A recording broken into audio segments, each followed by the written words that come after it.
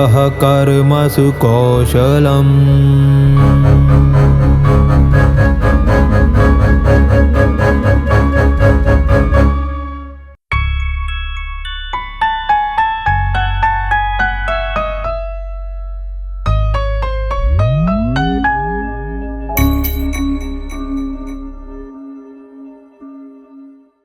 हरिओम। जब कौरवों के वयोवृद्ध पितामह भीष्म ने दुर्योधन के हृदय में हर्ष उत्पन्न करने के लिए शंखनाद किया तो कौरवों की तरफ से अनेक ढोल, मृदंग, श्रृंगी तथा बाजे आदि एक साथ बज उठे। लेकिन कौरवों के द्वारा किया गया वह शब्द बहुत कोलाहलपूर्ण था।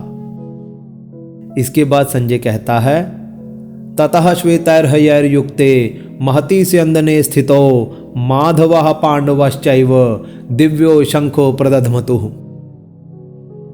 उसके बाद सफेद घोड़ों से जुते महान रथ पर आसीन श्री कृष्ण तथा अर्जुन ने भी अपने अपने दिव्य शंख बजाए।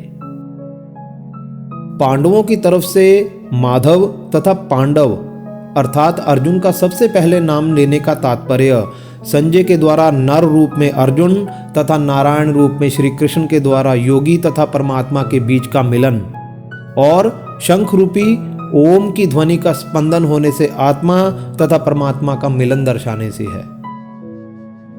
माधव नाम लक्ष्मीपति का है। माँ अर्थात मूल प्रकृति तथा धव अर्थात पति अर्थात परमात्मा है जो पूरी सृष्टि का कर्ता है। जो माधव है वही परमात्मा है। तथा पांडव नाम अर्जुन का है क्योंकि अर्जुन ही पांडवों में मुख्य थे। ने अपने अपने दिव्य शंख बजाए अर्थात ब्रह्म रूपी स्पंदन का आवाहन किया जो आत्मा को अहम से मुक्त कर परमात्मा में स्थापित करने का प्रयास है। अलग अलग पांडवों के द्वारा बजाई गई अलग अलग शंखों की ध्वनियां योगी के अंतर्मन की अवस्थाएं हैं जो मूलाधार से लेकर सहस्त्रार तक के मार्ग में सूक्ष्म स्पंदन पैदा करके चेतना को ब्रह्म रंध्र तक ले जाती है जो उसको बद्ध जीवन से मुक्त कर परमात्मा में ही विलीन करने का प्रयास करती है। पांडवों की तरफ से कौन कौन से शंख बजाए गए, इस पर संजय कहते हैं, पांचजन्यम ऋषिकेशो देवदत्तम धनंजय पौंड्रम दध्मो महाशंखम भीमकर्मा वृकोदरः। भगवान श्री कृष्ण ने पांचजन्य नामक तथा धन को जीतने वाले अर्जुन ने देवदत्त नामक शंख बजाया तथा भयानक कर्मों को करने वाले भीमसेन ने पौंड्र नामक महाशंख बजाया। इसके आगे अनंत विजयम राजा कुंती पुत्रो युधिष्ठिरः नकुलः सहदेवश्च सुघोषमणि पुष्पकौ। कुंती पुत्र राजा युधिष्ठिर ने अनंत विजय नामक तथा नकुल और सहदेव ने क्रमशः सुघोष तथा मणि पुष्पक नामक महाशंख बजाए तथा काश्यश्च परमेश्वासः शिखंडी च महारथः धृष्टद्युम्नो विराटश्च सात्यकिश्च पराजितः।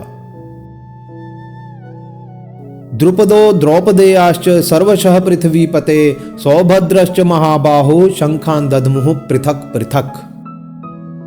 अर्थात हे राजन, श्रेष्ठ धनुष वाले काशीराज और महारथी शिखंडी तथा दृष्टद्युम्न, राजा विराट और अजय सात्यकी, राजा द्रुपद और द्रौपदी के पांचों पुत्र तथा लंबी भुजाओं वाले सुभद्रा पुत्र अभिमन्यु ने सब ओर से अपने अपने दिव्य शंख बजाए। पांडवों के द्वारा बजाए गए इन दिव्य शंखों का परिणाम क्या हुआ, इस पर संजय कहते हैं, स घोषो धार्तराष्ट्राणाम हृदयानि व्यदारयत नभश्च पृथ्वीं चैव तुमुलो व्यनुनादयन। और उस भयानक ध्वनि से आकाश और पृथ्वी को शब्दायमान करते हुए धृतराष्ट्र अर्थात आपके पुत्रों के हृदय विदीर्ण कर दिए गए। अर्थात जो ब्रह्म रूपी उद्घोष ओम के स्पंदन के साथ पैदा होता है उससे राक्षसी प्रवृत्तियों के हृदय विदीर्ण हो जाते हैं तथा वह निरुत्साहित हो जाती हैं। कौरवों तथा पांडवों की इन शंख ध्वनियों के बाद अर्जुन के द्वारा की गई प्रतिक्रिया का वर्णन शुरू होता है जो हम अगली वीडियो में देखेंगे। हरि ओम।